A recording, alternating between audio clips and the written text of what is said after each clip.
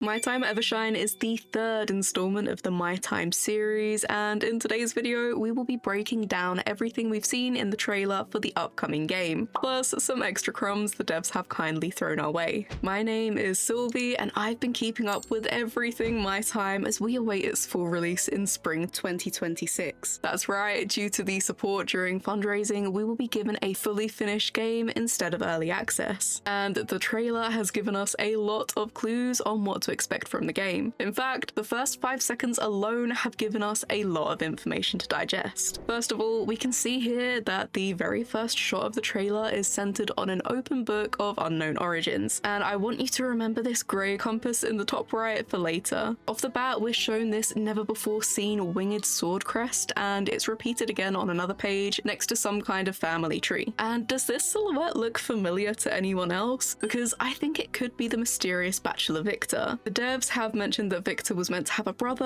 and there have been plenty of jokes about him being linked to Evershine's tree, a tree that mutated to essentially live forever, which was discovered many years ago when Peach, the savior of the world, was exploring the untouched post-apocalyptic world's surface for the first time since humanity was driven underground. So could this new crest belong to Victor's family, or maybe just to a group of people we haven't met yet? There's been some discussion around whether these watery shapes in the center of these two pages look like floating islands of some sort, but honestly it reminds me a lot of Ironcrad, the floating castle in Sword Art Online. But what does that have to do with Evershine? Well, the My Time series has stories of its own floating castle, a weapon of mass destruction fitted with cannons and guns, which the big bad, the evil empire of Duvos, tried to use to take over an incredibly important city 30-ish years before Evershine is set to take place. And that cog in the bottom right could be a visual depiction of its core. This illustration may depict a new Dreadnought castle, and if it does, that could mean that the starship engines stolen during Sandrock may have made their way back to Duvos for a second try at invading the city of Lucian. And that weird looking shape in the top left of this key visual Evershine art is looking very castle shaped to me, but let me know if you think I'm wrong. I am absolutely certain that we see an airship on the next page, and the circular object in the middle of the pages looks like some kind of old world tech, very in line with what we've seen in Evershine's scenery. Old world tech has played a massive part in the My Time universe so far, and we've seen these mushroom-shaped structures in promotional art too, so we know that it's tied to the ruins around a new settlement in My Time Evershine. It could be that Evershine is being built on an area known for manufacturing airships, and we can see there's a teeny tiny little airship parked inside of one of these buildings in one of the promotional images too. Then we have this treasure map looking page that they tried to skip over very quickly, and oh boy have the Discord community spent time dissecting it. Without their insight into how the treasure map lines up with key locations like Portia and our new settlement, I for sure would have been stumped on this one. But what do these locations mean? It could be some kind of travel route which includes locations of old world treasure like the All Source in Portia, or maybe key locations for the timeline looking page right next to it. And another possibility is that it shows where Peach's miracle machine was placed to clear the skies. There are a lot of possibilities, and whoever is in possession of this book has a whole bunch of information which would be very helpful for navigation. And the routes don't match up with the roads or railways, which means it could be a plan to travel by air, bringing us to the appearance of the sky sharks. Now, spoilers for My Time at Portia ahead, so proceed with caution, but the last time we saw the sky sharks was when second Captain Ursula Everglade and her small crew disguised themselves to sneak into Portia and steal an extremely powerful piece of old world tech known as the All Source on behalf of Duvos. We can clearly see this airship sailing through the sky with a white-haired woman on board, and she's holding a wanted poster for Everglade. These two women either have an uncanny resemblance with their similar hair and identical beauty mark, or this is the one and only Everglade. Sure, the art style has matured a lot, and there are more details on her new design like accessories, a collarbone tattoo, and the shark insignia on her shoulder, but for me there's no question that this is Everglade, and it looks like she's gonna have a huge influence on the whole game with her presence in the promotional art and the excitement that the devs have for her. Not to mention how much the community wants to romance her, and I really don't blame them. But she's a bad guy. Something drastic is gonna have to happen if an enemies to lovers romance is in the book for us in Evershine. The next character we see in this trailer is Ragnar, who is scaling this huge cliff to look over Evershine's environment. Now, I've already gone over why I think he's sus in my Evershine theories video, so I won't focus too much on that, but I do want to bring us back around to the compass in that first shot. Ragnar has a different coloured compass on his belt, and he's meant to be some kind of adventurer, potentially a ranger, so it wouldn't surprise me if he's scoping out the area for his own reasons, especially with those mushroom-shaped structures way in the distance. Whether he or his affiliates have been in possession of the book which has led him to the new area is just as likely as the Sky Sharks having it to plot their course across the Free Cities. When it comes to Freya, we know she's an office worker and it looks like she's prone to daydreaming, but we can tell from promo art that she's a fan of gardening and may even become our settlement's farmer. And the guy walking through the storm without an umbrella is Rudy, and he's been having a huge tower moment prior to moving to our new settlement. Ines and Panah have also been going through it, with Ines coming from a war zone and an unmasked Panah having this moment of sad determination. I've gone more in depth on these characters and their backstories in my deep dive, so I'll link that in the description if you're interested. Our first look at the surroundings of our new settlement do not disappoint, with fields of wheat and windmills, rivers and ruins, and of course the huge mutated tree which inspired Evershine's name. It's definitely closer to Portia's environment than Sandrock's, but our new settlement will be on the edge of the desert, and we have art for this swampy looking area which looks like it'll be beyond this foggy or smoggy area I'd bet we'll unlock later in the game. We get a close-up of the new climbing and gliding which have a stamina bar similar to dodging from the first couple of games, and does that look like a recycling bin to anyone else? I'd bet we'll be able to break things like that down for materials like in previous games. That wooden building looks to be the start of our settlement with the ruins in the background, but again we will be gradually expanding. We also see the running and sprinting animations too, which in my opinion looks great in the new art style, but I know there's some debate about whether it's a good change, so let me know whether you're happy to see the more mature direction or whether you think the previous styles were cozier or more unique in the comments.